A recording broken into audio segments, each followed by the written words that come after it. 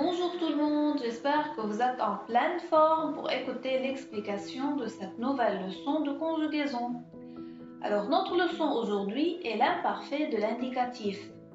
On va voir la formation et les valeurs de ce temps simple de l'indicatif. À la fin de cette leçon, vous allez savoir conjuguer les trois groupes de verbes à l'imparfait de l'indicatif et vous allez savoir distinguer entre les différentes valeurs de l'imparfait de l'indicatif. Alors l'imparfait est un temps simple de l'indicatif qui désigne le passé. Les terminaisons des verbes à l'imparfait de l'indicatif sont les mêmes pour tous les groupes. AIS, AIS, AIT, IONS, IEZ, AIENT. Le radical qui sert à former l'imparfait de l'indicatif est celui du verbe à la première personne du pluriel du présent de l'indicatif, sauf pour le verbe être qui se conjugue de la manière suivante. J'étais AIS, tu étais AIS, il était AIT, nous étions IONS, vous étiez IEZ, ils étaient AIENT.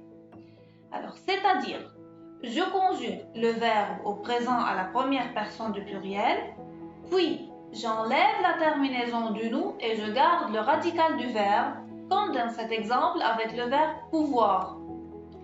Pouvoir au présent c'est nous pouvons.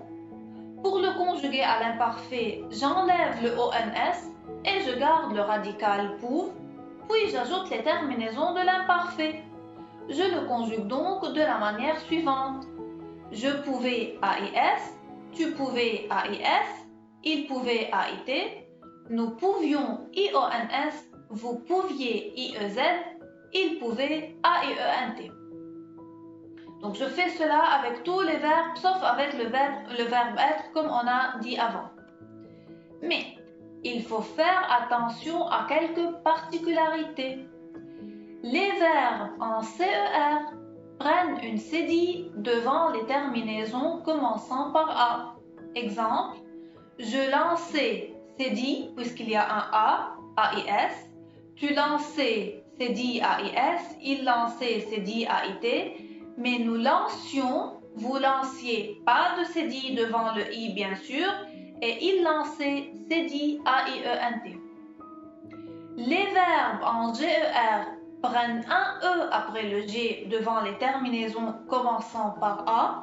Exemple, je mangeais EAIS, tu mangeais EAIS, il mangeait EAIT, mais pas de E avec nous, mangions IONS, vous mangiez IEZ parce qu'il y a le I, et il mangeait EAIENT.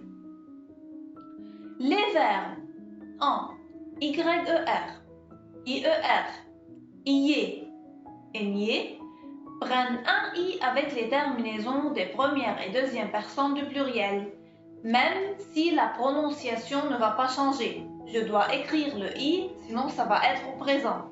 Exemple, nous fuyons, vous essayez, IEZ et IONS. Nous crions, vous pliez. Alors ça vous semble étrange, mais oui, 2 IONS et 2 IEZ.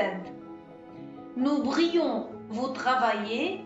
Alors le I est avant le ONS et le I est avant le EZ.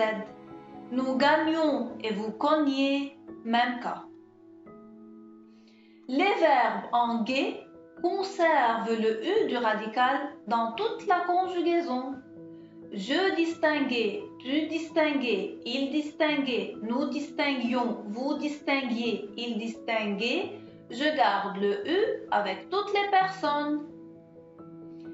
Alors, on passe maintenant aux valeurs de l'imparfait. Comme on a dit au début de cette leçon, l'imparfait est un temps qui désigne le passé. Mais comment l'utiliser? On utilise l'imparfait pour les descriptions au passé. C'est l'imparfait de description. Exemple, Marine portait une robe jaune. Ses cheveux blonds encadraient joliment son visage et ses yeux brillaient de bonheur.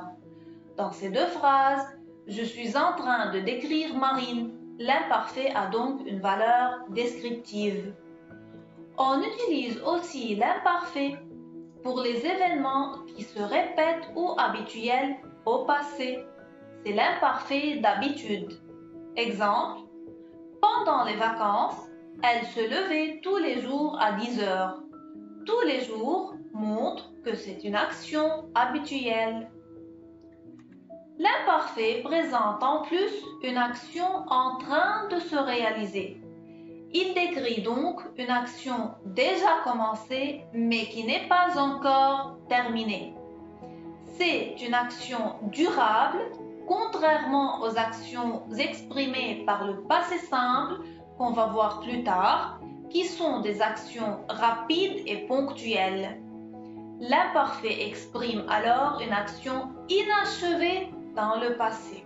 Exemple, elle régnait depuis 20 ans. Ici, l'action n'est pas terminée, elle dure encore.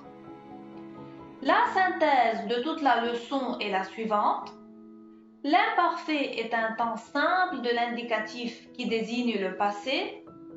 Ces terminaisons sont les mêmes pour tous les verbes AIS, AIS, AIT, IONS, IEZ, AIENT. L'imparfait peut avoir trois différentes valeurs. On l'utilise pour les descriptions au passé, c'est l'imparfait de description. On utilise l'imparfait aussi pour les événements qui se répètent ou habituels au passé, c'est l'imparfait d'habitude. Et l'imparfait exprime aussi une action inachevée dans le passé. Voilà, c'est la fin de notre leçon. Je vous souhaite une très bonne journée et je vous dis à bientôt.